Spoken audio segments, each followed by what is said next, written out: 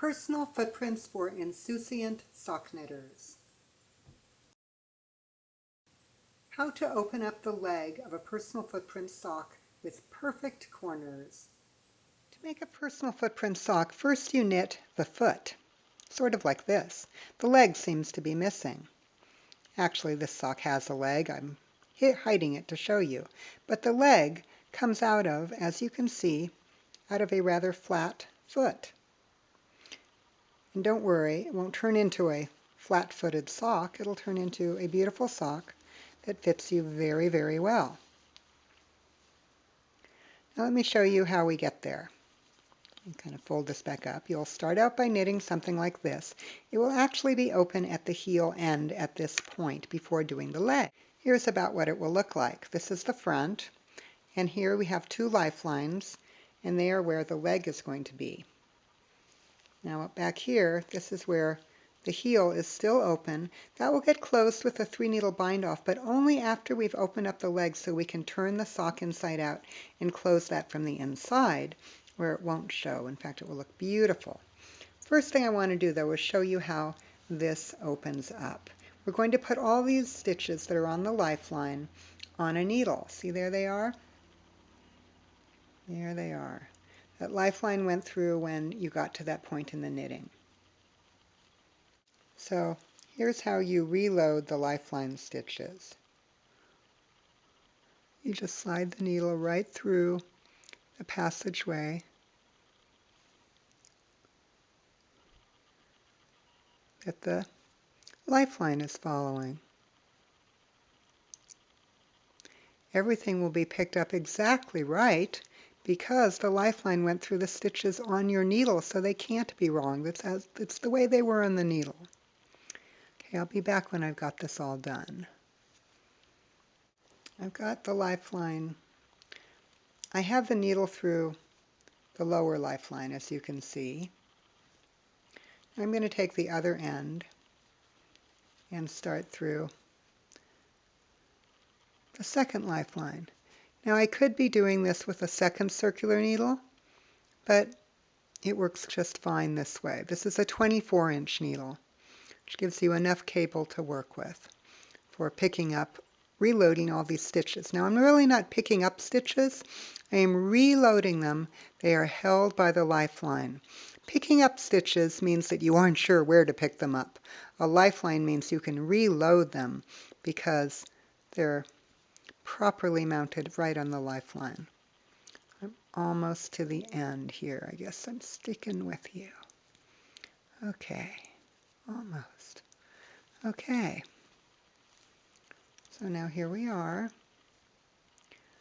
The needle is through all the stitches,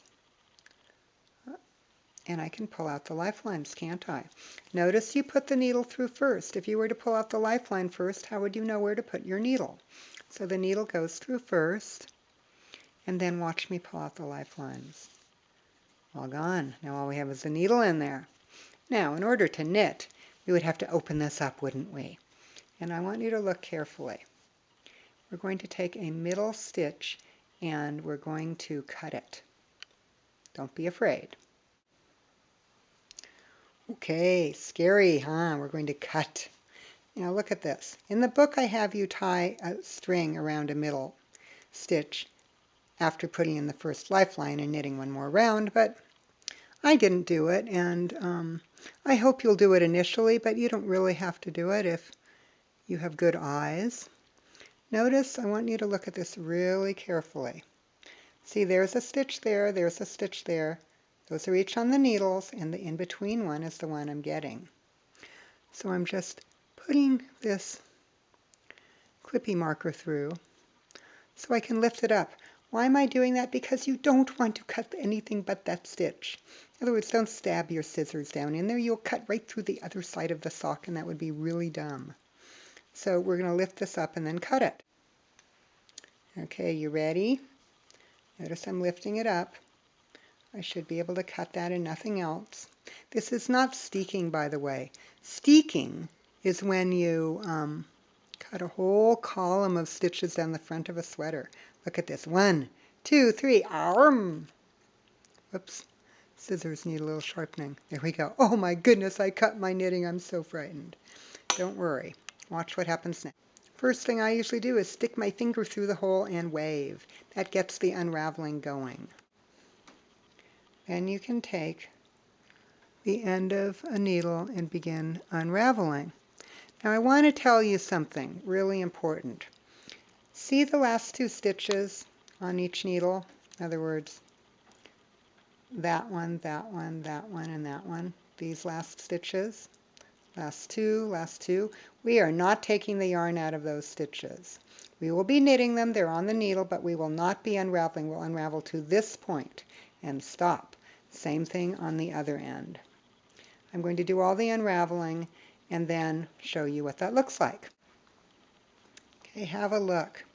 You can see how right here the yarn is still through the last 2 stitches on this side. It's the same on the other side.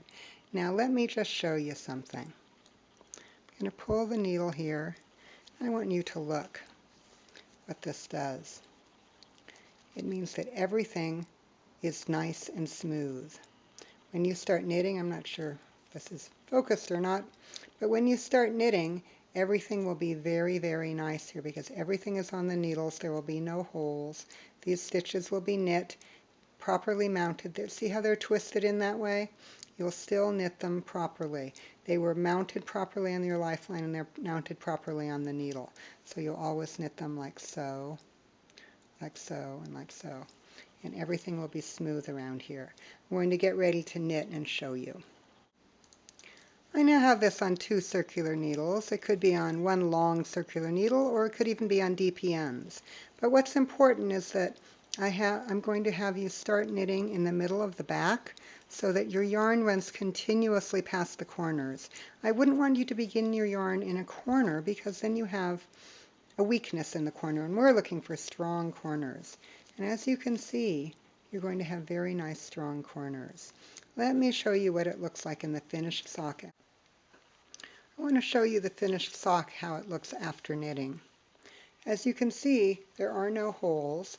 It's a tiny little bit of a gap there, but there are no holes.